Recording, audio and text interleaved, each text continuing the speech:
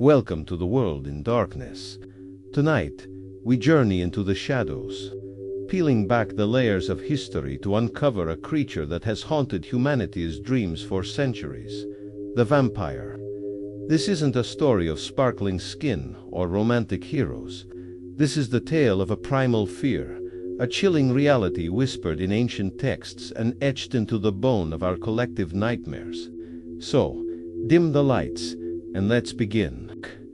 Our story starts not in a Gothic castle, but in the sun-scorched lands of ancient Mesopotamia. Here, they whispered of the Akimo, restless spirits of the unburied dead. These were not creatures of seduction, but of pure malevolence. They would slip from the underworld, spectral and unseen, to drain the life force from the living, leaving behind only withered husks and a creeping sickness that baffled ancient physicians. Imagine the terror, an invisible force, a silent predator that could be your neighbor, your family, taken by something you couldn't fight, couldn't even see. This was the first seed of the vampire myth, a fear of the unseen dead returning to prey upon the living. As civilizations rose and fell, this fear shapeshifted in ancient Rome. They spoke of the Lamia, a beautiful queen cursed by the gods, driven mad by grief. She became a child-stealing monster, her beauty a horrifying mask for the beast beneath. The Romans also feared the Strix, a screeching, bird-like creature of the night that fed on human flesh and blood. These weren't aristocrats in velvet coats.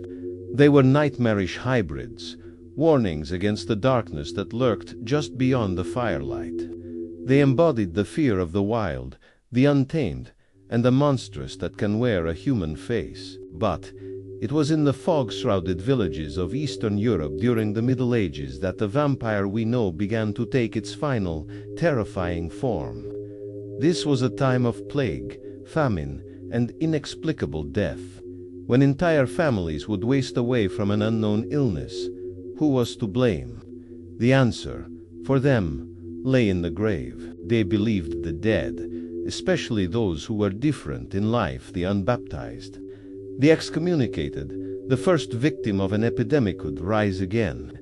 They called them Strigoevricolacus, Naxira. These were not charming monsters. They were grotesque, bloated corpses, their skin ruddy and stretched, their hair and nails still growing. They would rise from their tombs, not to attend balls, but to return to their former homes, to sit at their old tables, and to slowly, night by night, drain the life from their own families. The fear was palpable. It was a betrayal from beyond the grave. To protect themselves, villagers resorted to desperate measures.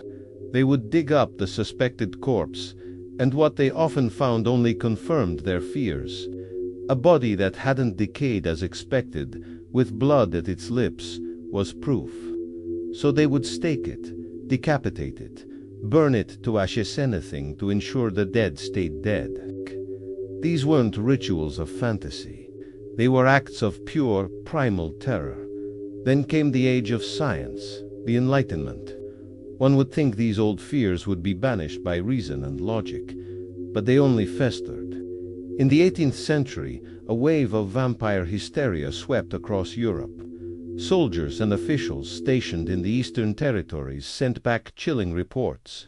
They documented the exhumations, the stakes, the public panic.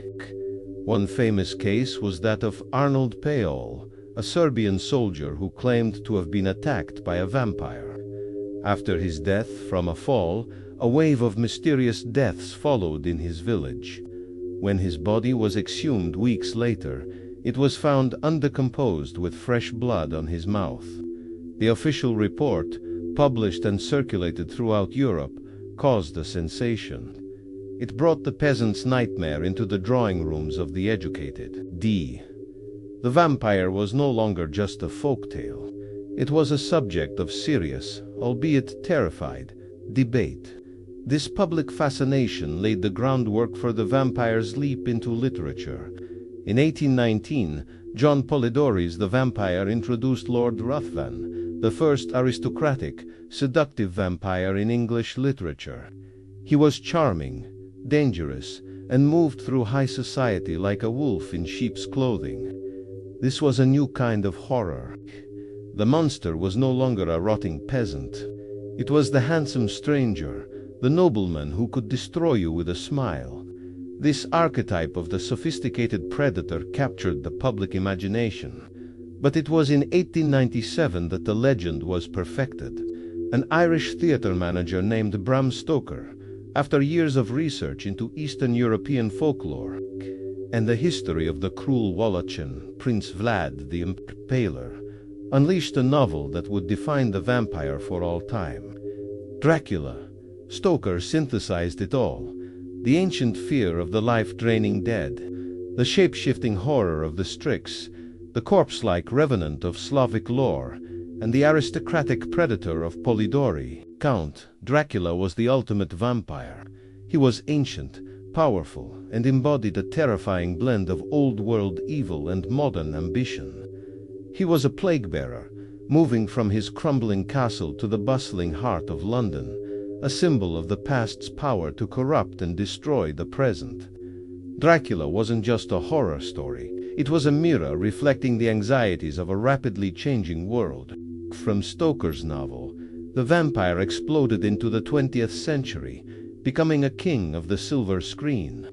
Max Schreck's Nosferatu in 1922 was a return to the grotesque skeletal, rat-like plague carrier, pure nightmare fuel. Then came Bela Lugosi's iconic portrayal of Dracula, with his hypnotic gaze and elegant menace, solidifying the image of the vampire as a seductive foreign aristocrat. Through film and television, the vampire continued to evolve, sometimes a tragic anti-hero, other times a savage beast. But beneath all the capes, the fangs, and the romance, the core of the fear remains. The vampire is the ultimate predator. It wears a human mask.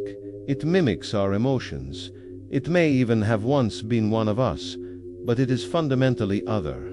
It represents our deepest anxieties: the fear of death, the fear of disease, the fear of losing our identity, and the terrifying idea that those we love could return from the grave not with love but with an insatiable, deadly hunger. It's the stranger at the door, the shadow in the alley, the whisper in the dark that promises eternity but delivers only an empty, cold abyss. So the next time you hear a strange noise in the night, or feel a sudden chill, remember the long, dark history of the vampire. It's a story written in blood and fear, a legacy that stretches back to the dawn of civilization. And it reminds us that some things, no matter how much we rationalize them, will always be waiting for us in the dark. Thank you for joining us on The World in Darkness.